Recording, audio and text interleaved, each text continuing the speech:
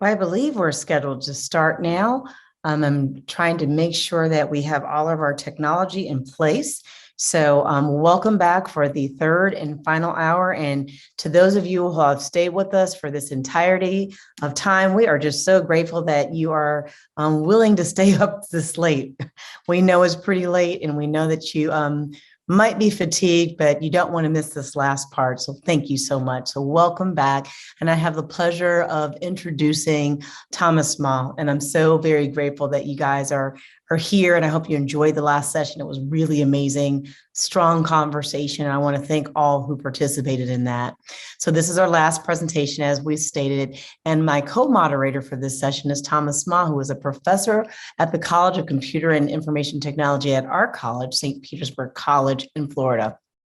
He was born and raised in Wuhan, China. He completed his undergraduate degree in China, and he came to U.S. as a student and received his graduate studies degrees in the U.S. He teaches courses at our school in cybersecurity, data science, programming, and networking. And his research is on data mining and machine learning. And so with that, I just want to say, welcome back. Thank you, Professor Ma. I know that you're going to introduce our keynote speaker, and I'm looking forward to listening to our keynote speaker and our conversation afterwards. Thank you, Professor Ma. Thank you, Kim. Thank you, Kim. I have the pleasure of introducing our keynote speaker for this session 3, Dr. Jeff Lee. Dr. Jeff Lee holds a PhD from George Mason University in Virginia, and he's a graduate of Tsinghua University. He's a former manager of American Express. He's a financial advisor at Prudential Company. He's now a faculty of International Education School at Guangzhou College of Technology and Business. His majors and minors are regional economics, urban planning, public policy, finance, investment studies, infrastructure, cross-cultural study, English language and translation. Thanks again for joining us, Dr. Lee. I'll let Dr. Lee take the floor for his presentation. Just a friendly reminder to submit your questions and comments during Dr. Lee's presentation. And Dr. Lee.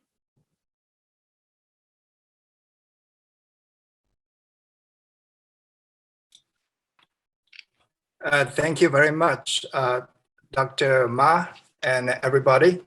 Good evening to our American audience, and good morning to our Chinese audience. Ladies and gentlemen, teachers and students, I'm extremely honored to be here making this speech. For two countries, the United States and China, we are 13 hours apart, but thanks to the new technology, we can communicate face-to-face in this fashion with such an ease. The platform we are using today is Zoom Video Telecommunications, the founder of which is a Chinese American named Eric Yue, or Yuan Zheng in Chinese, who was originally a graduate from a not-so-famous university in Shandong province, China. This is a good example of how a Chinese student from a not-so-famous university create a marvel that changes the world for the better. How a Chinese student can succeed in wealth and opportunity creation to the benefit of American economy and that of the world, especially as we see during the nearly 2-year-long pandemic woes.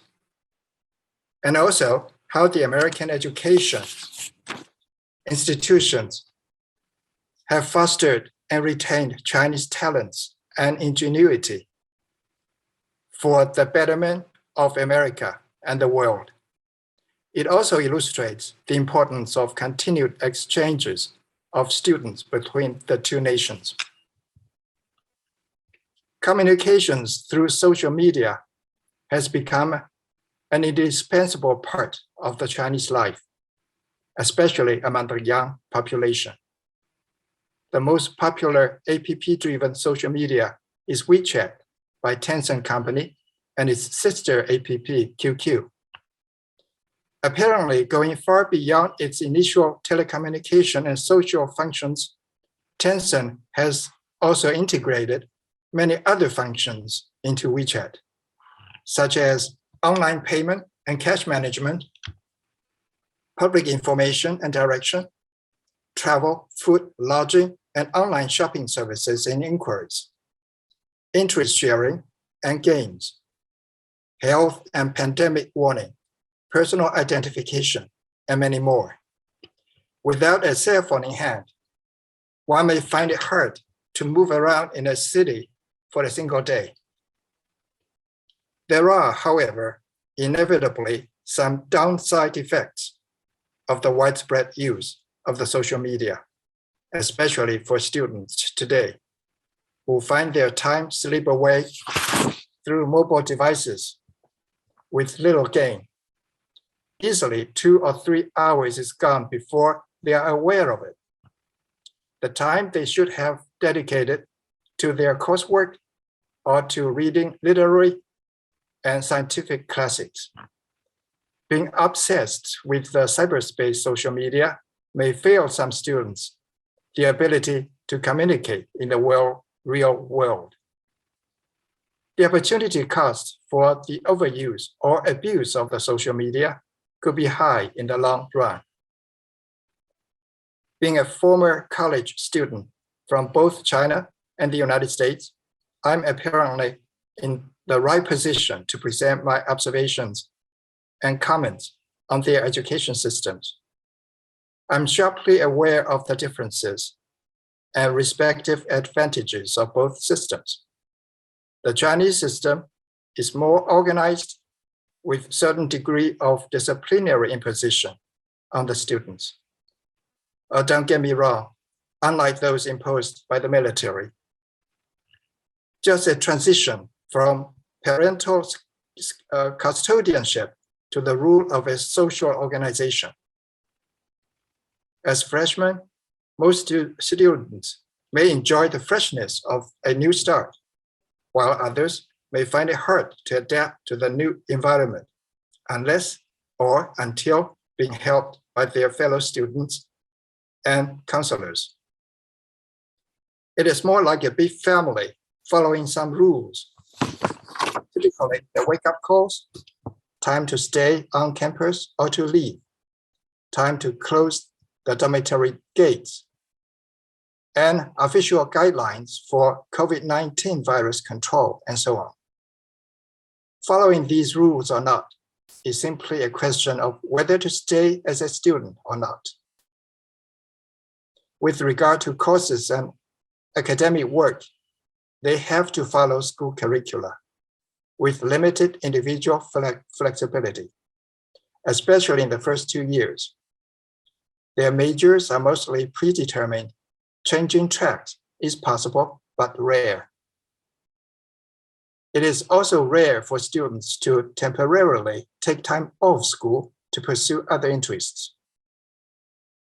While in the United States, colleges and universities are generally more open to students' choices, except probably for cadets and those whose campuses are located in isolated locations or in the middle of nowhere. Although some college students are obliged to live on campus for the first year or two, most of them have the choice to live wherever and with whomever they like, constrained only by budget. They have a range of options in deciding what courses to take and when, even to choose the graduation date within the specified time frame, say 7 or 8 years. Many students here I have talked to are aspiring to study abroad, America being their first choice of destination, followed by the UK, Australia, and Canada. English has therefore topped the priority in their course selection. Here present from the GCBT are just a small portion of the select students who are anxious to share ideas with their American counterparts. They are so eager to hear the kind of English spoken by American students and teachers in a virtually face-to-face manner, and to learn from them about their views about the world and China, as well as their student life. For a lack of immediate communications between the two student populations, it has given rise to some degree of misinformation about each other's country. For example, just last week, a shooting took place near the University of Chicago campus, in which a Chinese student, a newly graduate of 24-year-old, was killed, making it the second fatal case in the year. Hearing such news, some students here have begun to wonder if it is safe to study in the United States. I told them I didn't see any fatal incidents during my 5 years life as a student in the United States. Similar reports about China's widespread police brutality are frequently seen in the American media. But to be honest with you, I have seldom seen any serious cases with my own eyes. Just as some radical scholar puts it here, sometimes you have to balance between certain degree of police brutality and public fatality. When such a statement becomes a prevailing logic, you will see what you see, a social norm. In brief, only through communication and idea sharing can we understand each other better. Most of our students come from middle class and fairly well-off families, the definitions of which are not officially given, while unofficial definitions vary a lot. General definition for these families can have an annual income in the range between 200,000 to 500,000 RMB, Chinese yuan, or 30,000 to 80,000 US dollars. Please note, income level does not necessarily reflect a family's net worth or disposable income, because some families hold greatly appreciated real estate properties, either inherited, distributed, or purchased earlier, while others are tightly constrained by their mortgage payments and other obligations. It will be interesting to compare student expenses of the two countries. I know it is a sensitive issue when it comes to individuals and individual schools, but I did interview some students here about their tuition and school budget. On the average, some 34,000 yuan is paid on tuition, 14,000 yuan on boarding, another 5,000 on travel, clothing, entertainment, and other expenses, totaling approximately 62,000 yuan, which is slightly less than 10,000 US dollars. However, I was initially shocked when I took this number from their family incomes, taking up about 25%, 35%, or even 45% of their family income. I easily came up with an average of 30 to 35% of disposable income from a fairly well-off family to send a child to college. More than half of these families have loans either from banks or from relatives, mostly to pay off their real estate mortgage, though.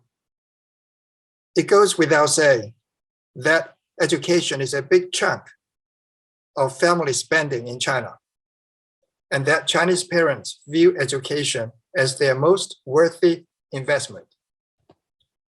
Some nice kids know how to lessen their family burdens by keeping their budgets low and by working part-time.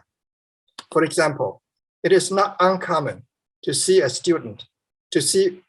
many a student spend less than 40 yuan or $6 a day on food and grocery.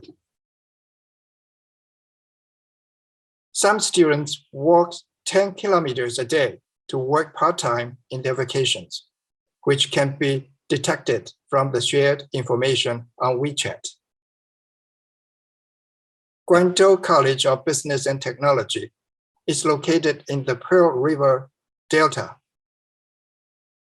and the Guangdong, Hong Kong, Macau Great Bay Area, one of China's most dynamic and prosperous regions, where students can take advantage of part-time and full-time jobs widely available from factories and services.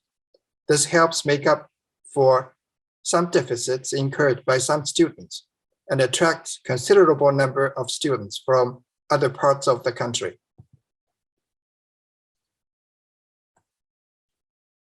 If education spending is translated in the same manner in America, the average spending for an American family in percentage terms can be on par with the Chinese families or even higher. However, American parents are generally not bothered with their children's education issue as their Chinese counterparts. There, it is more up to the children themselves to decide whether to continue their education, what education to take, and how to take it. Parents might have put aside money in education funds for them, such as a 529 program. All the children might be eligible for student loans and other grants. Despite high tuition and high living expenses for studying in America, typically somewhere around $60,000 per year, roughly equivalent to the total income of an average Chinese middle-class family. Many Chinese students are still seeking opportunities to pursue their education in America, simply because the parents believe this investment is worthwhile. We can see a lot of examples in this regard, as many successful and respected scholars and business people have been educated abroad. As a matter of fact, China also offers high-quality basic education, the secondary and tertiary. It is highly recommended that American youth get some education experience in China, which will enable them to think differently and certainly benefit them in their lifetime. Why not try the difference? It is relatively cheap and safe to study and travel in China. According to media reports, many international students choose China to study for their study abroad program because China has been investing a lot in education infrastructure over recent years and has developed partnerships with universities from the UK, the United States. As far as cost is concerned, I just quote some education-related expenses like tuition and living costs. Average living costs in Chinese cities can vary. Beijing, Shanghai, Guangzhou, and Shenzhen are known as the top 4 most expensive cities in China. Even within these cities, cost of living can vary greatly depending on the specific locations and facilities they enjoy. Cost of living can range from $700 to $1,200 per month in these cities, with Beijing topping the 3 and Guangzhou the lowest. For other cities, you could manage with $600 to $1,000 per month. This sum includes boarding and deluxe on-campus housing. Keep in mind, however, the costs of living vary massively across China. Factors like tuition fees, the prestige and type of the university, and the size of the city, and your spending habits can raise or lower your expenses significantly. Affordable housing and other options are always available. Apart from being a great study abroad destination, China is also famous for its diverse, fabulous, and affordable food. A meal at a university canteen, or a small local restaurant, or a fast food chain will cost between $1 and $4 a meal. Mid-range dining options, prices can be between $4 and $7, which can include both Chinese and international courses. Of course, you can choose the upscale dining services. If you buy food from local supermarkets, you'd probably spend around $170 to $200 a month. You can find international chain supermarkets like Walmart, Carrefour, Auchan, and Metro. If you want to save money, you should try to cook at home. Also, buy fruit and vegetables from the fresh markets, where you can get a big shopping bag full of fruits for just $2 to $3. Next, about transportation. China has an excellent public transport system in all cities, providing cheap and safe travel services. Taxis and DiDi calls, the Chinese Uber, by the way, is also available, providing services at a fraction of US costs. Typical rates of a ride in major cities for public transportation goes as follows. Metro ride,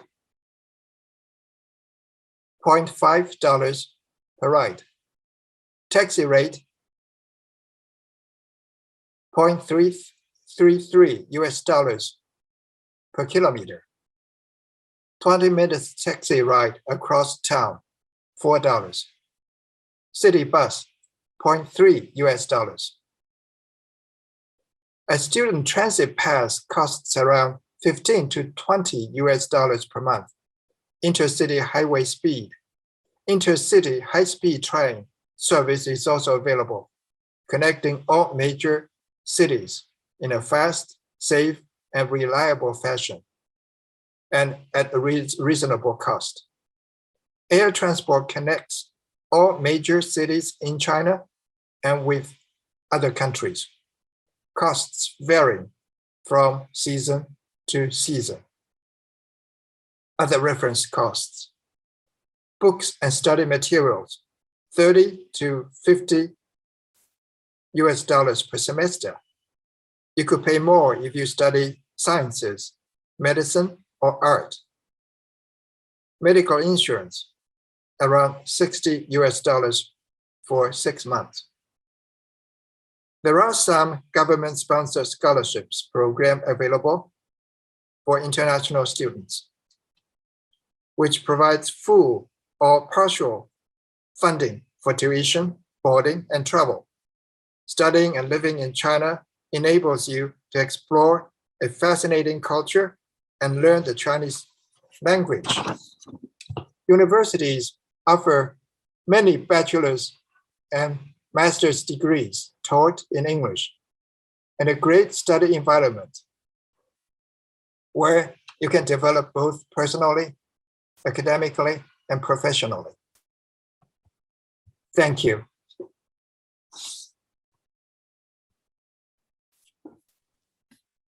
Thank you, Dr. Li. Thank you. That was a great presentation. Thank you. My first question is, all right. Or maybe I forgot to turn on camera. Okay. So what was the one thing that you didn't expect when you were talking to all these students? What? What was the one thing that you didn't expect when you were talking to all these students? One thing that I didn't expect to talk Right. to the students. I didn't expect to talk to the students. More than one thing, maybe. Okay. I didn't expect to talk to the students about the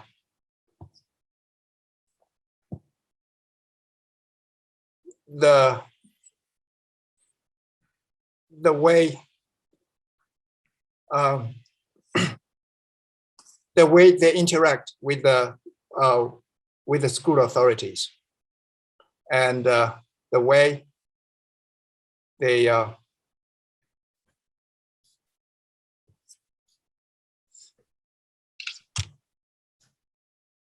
this is a tough, unprepared question, actually. Unprepared answer. That's okay, Dr. Lee. We're just so grateful for your time and for your talking points. I was just very curious about when you talked about the region that the college is in. You described it as prosperous and an area that attracts students from all over the country, where there's factories and services. And I was struck by the fact that that's very similar for where we are when you have an area that attracts students. Can you describe and go in a little bit more detail about the region where your college is located? Yes, this is located in southern China, right to the north of Hong Kong. So this area is also called the Hong Kong Macau Guangdong, or Guangdong Hong Kong Macau Bay Area. What you see in the United States, most of those made in China products are from this region, especially for furniture, electronic devices, and other things. Some most famous brands are also located in this area, like Huawei, like Tencent. WeChat, the headquarters of WeChat is also located in this region. So this about half of those made in China products are from this area. I mean, those made in China you can see in the United States. So we were privileged to see a video earlier of your facilities. Are the students that are learning technology and resources, do they tend to stay in the region after they graduate? The students around me, because the school I'm teaching at is the international school, the School for International Studies. So most of the students here are either eager to study abroad, their parents study abroad,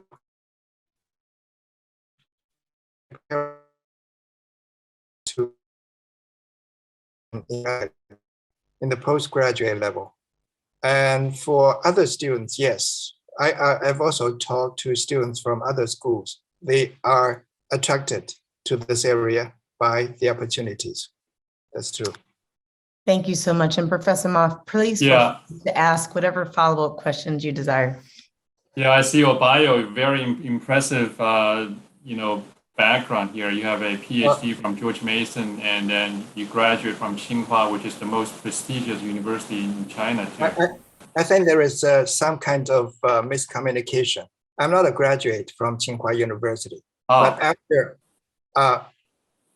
after returning to the to China, the first place I worked is in Tsinghua University. So okay, you work at Tsinghua. Okay, anyway. Yes. That's still, very impressive. I have my bachelor's degree from Xiamen University, and my master's degree in Australia, from Macquarie University in Australia. So there is a mistake. Yes. So can you explain more about your career and how you got to be where you are now? Okay. I studied at George Mason University in the early 1990s, and I graduated in 1997. And I used to work for the World Bank and as a consultant and as a researcher. So I did some programs for the World Bank overseas, and that's the starting point where I began to work for banks. And after graduation, I got a job with FDIC in Washington, D.C. And then my family moved to New York area, and I worked in Wall Street for 5 years there for several banks like American Express, Citibank, and some other financial companies. And then due to the financial crisis in 2008, I quit my jobs there because my job was heavily related to the prime, the subprime crisis, to the subprime products. And then I got a job in the Tsinghua University. And later I moved to Hong Kong, and I worked for several companies in Hong Kong as well. That's where I am. And as a financial advisor as well there. That's my background. Okay, so I know you have a, did you say you spent 5 years to pursue your PhD here in America, and then you are now teaching at the college in Guangzhou. So Yes. you are teaching a lot of like a postgraduate students, right? So how do you compare the graduate studies in America to the graduate studies to China? I'm teaching undergraduate programs. Okay. Actually, the courses I have taught varied a lot, like investment studies, like cross-cultural communications, like international trade, like English, and yeah, I can teach many various courses.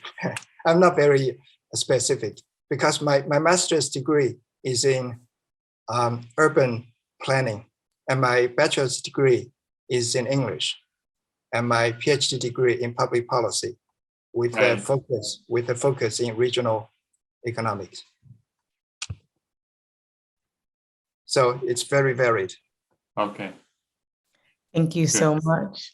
I want to invite our participants, if you have any questions, as we round up this last portion of our program, please put them in the chat and we'll get to them shortly. You mentioned some things that were very interesting to me because I am not from Chicago, but close to. I'm from Illinois originally, and so my family is from the Chicago area. And so that resonated with me, what you said about perceptions and how people see particular areas based on what they find on social media. And so I wanted to ask about when you talk about opportunities for our students and your students to engage, how do you think we can encourage more students from the United States to come to China to learn? And how do we change those perceptions to stop people from having hesitation about coming to our country based on what they perceive might not be safe?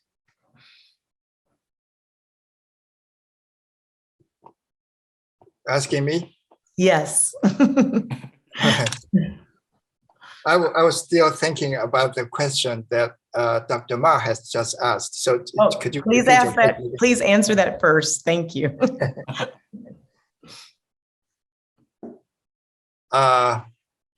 Just let you repeat your question, please.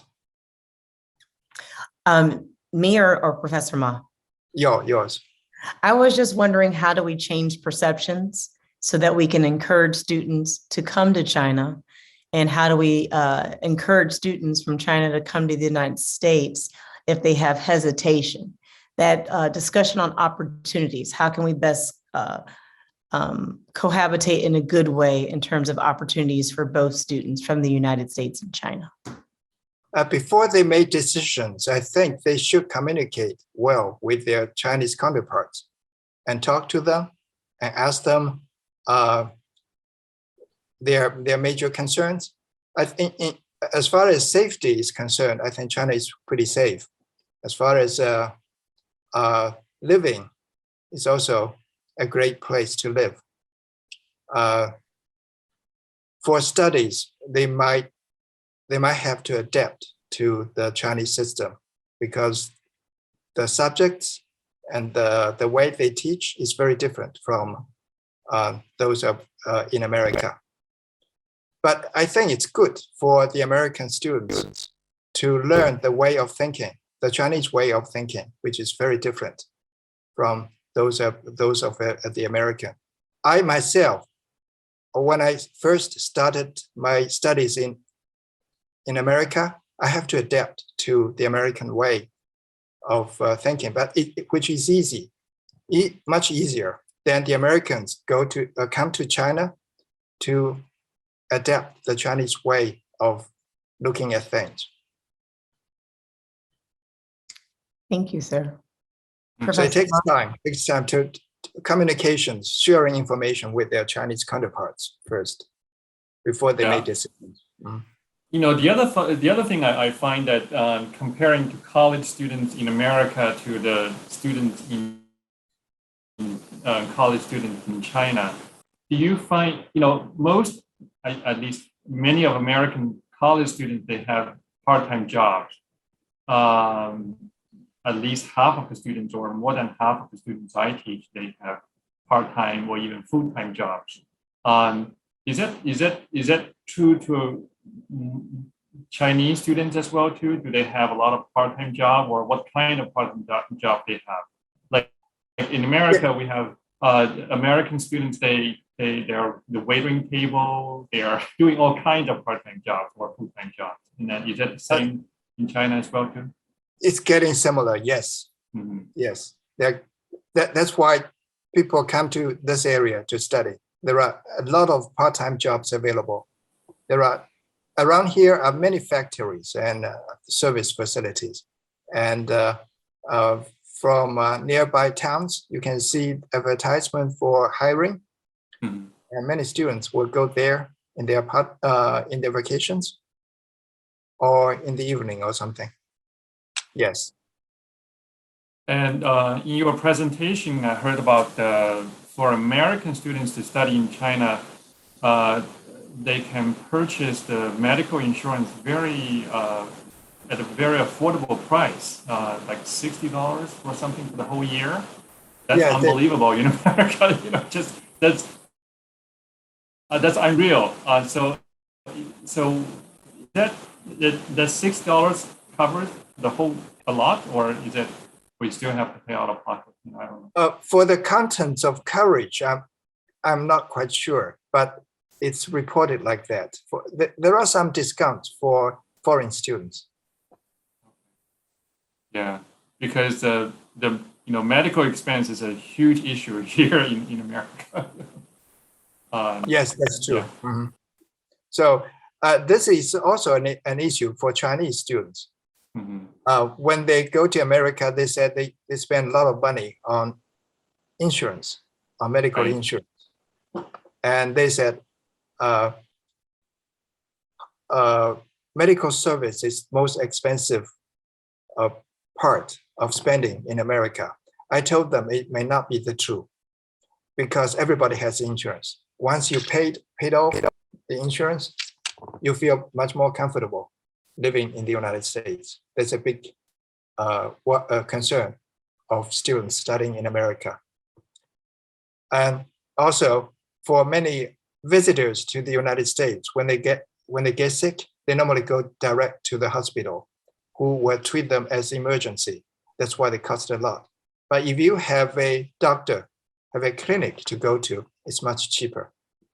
That's why in China, they don't have clinics. The only place they can go is to hospital. Well, I want to move and switch because some of the questions we're going to ask you, some of our participants are asking. And I was going to say, I've traveled with our Model UN team where we go around the world and the biggest expense is food. And so I see here that one of the participants wants to know more about the country. Can you describe the culture and the food for perhaps, I believe, a study abroad student, how they acclimate to your country?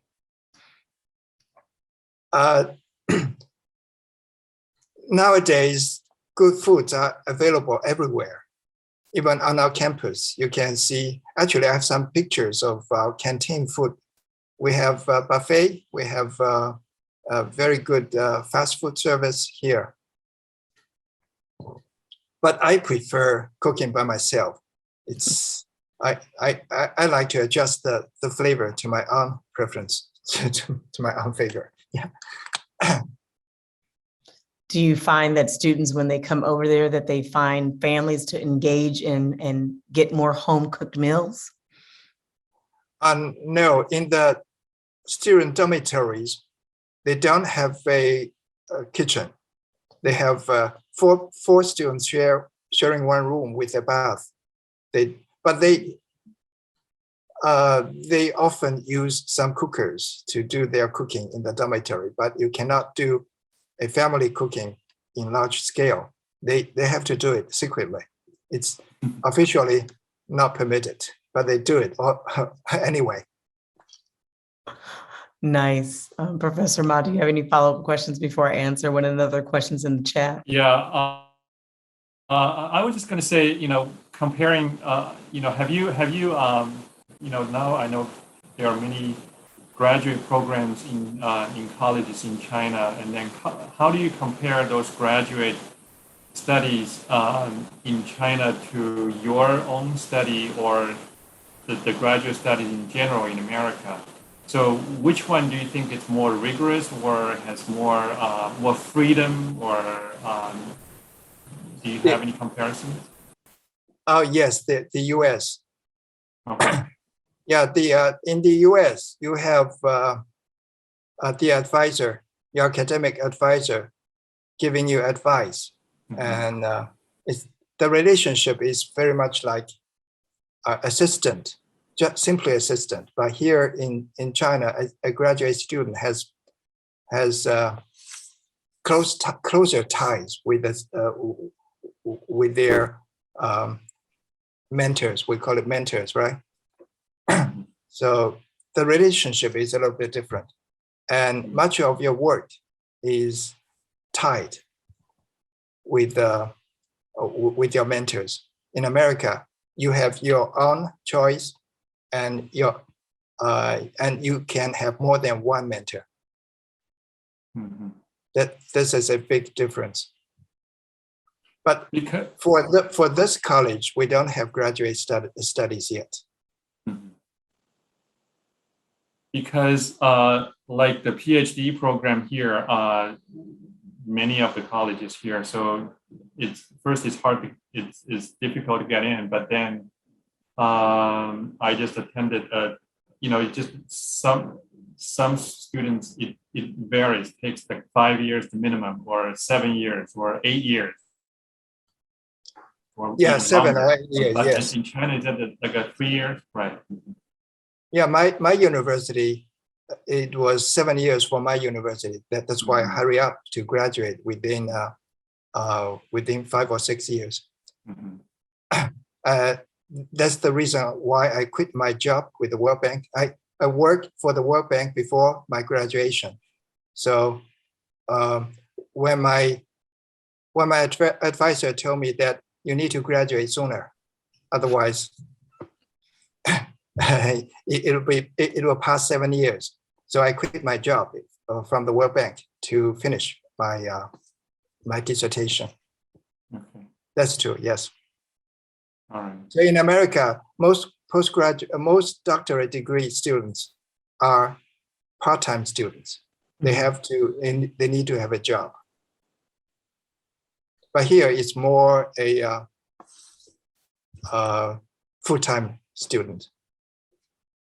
That's a big difference. Yes.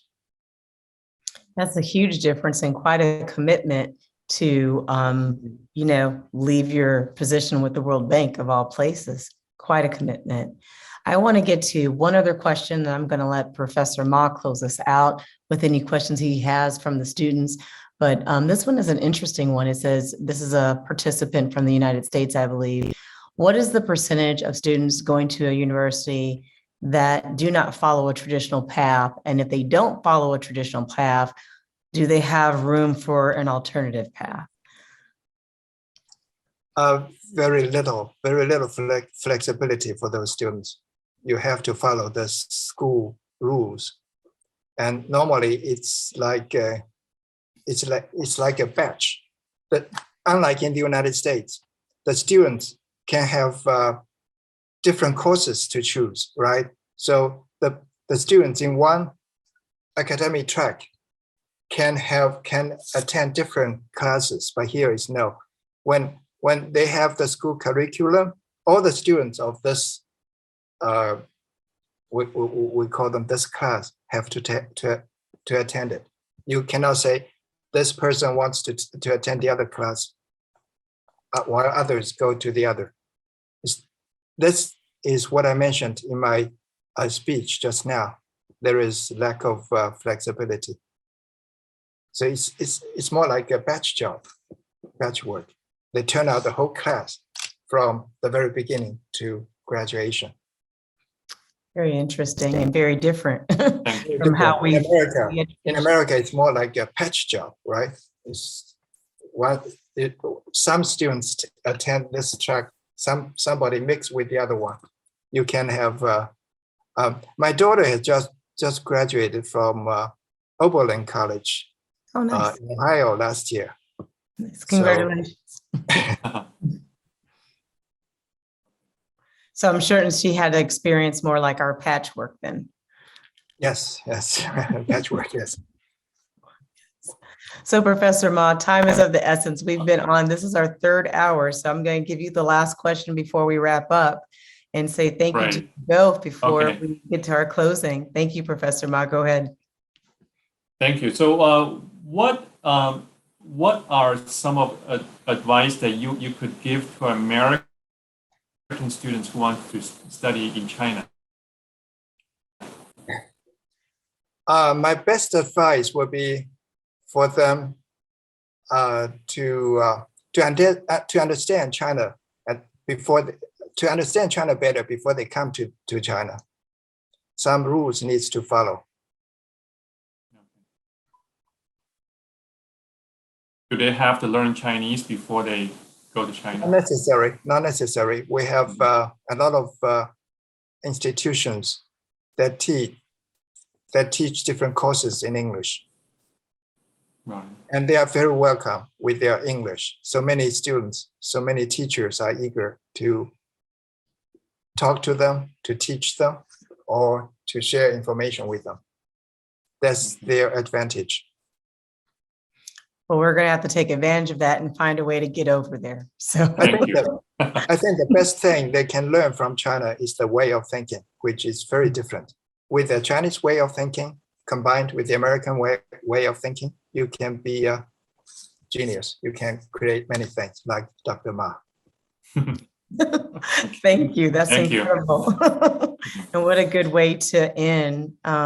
Dr. Lee, Professor Ma, thank you so much for your time, for staying up this late and getting up so early and spending time to educate our students on both sides about the differences and what we share. And we're just so grateful for your time tonight. And with that, it's 9:52, at least here, and we're going to wrap up. So will our technology team put our closing slides up? And thank you, gentlemen, again. Thank you. Thank you very much. Enjoying it.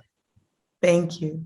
So we've had a wonderful 3 hours from our introduction of understanding what each college looks like and with greetings, and from having questions with students to moving on to having a really robust discussion on technology and our feelings about social media. And finally, from just understanding the footprint of the American and Chinese way of thinking in terms of education, differences and similarities. And there would be too many people to name, and I don't want to mess that up. So I'm going to say a general thank you to all at every session. And for the very hard work of the team, particularly Sam, Justin, and Vera and Frank, who put so many countless hours into making sure this became a reality. Thank you genuinely for securing the panelists, for being very patient, and for making sure our students collectively had a great experience. So the Institute, as I said in the beginning, it's a think tank that was created from one of our congressmen, and it's embedded in our college. And we have programs on social, political, and economic programs and issues in a nonpartisan way where we can have discussions and solutions. So our last series of the year is going to be a recorded conversation on how the arts have created a strong economic impact in St. Petersburg and across Pinellas County. We have Dean Barbara Hubbard, who leads our humanities department, in a conversation with myself with leads in the community who are artists. And that will be recorded. It's already been recorded, but it'll be published in December, and we will certainly let you know. And then lastly, I would like to say to the tremendous team at St. Petersburg College, thank you for allowing us shine this year. ISPS has grown in countless ways. We'd like to thank WUSF, our Tampa Bay News paper supporters, particularly for this program. We'd like to thank the two sponsors you see above me, Judge Sullivan and our finance supporter as well, and who's also a board member and supports us. And we just want to say thank you. If you go to our next slide, we'll teach you more about how you can get engaged with us. So although we talked about social media, our college has rules too. And so we are on Facebook and Instagram only.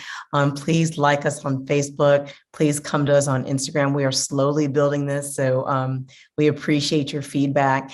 And most importantly, come to our website and look at our old programs. We have a YouTube where you can learn a lot about America from our past programs. This is our 10th year of programming. Our website is isps.spcollege.edu, and you can learn just about anything you want about our programming and how we fit into St. Petersburg College. I would like to thank again our leadership for allowing us to do so much, and our team and all of our counterparts in China who did an amazing job of supporting us. Thank you so very much, and have a wonderful evening.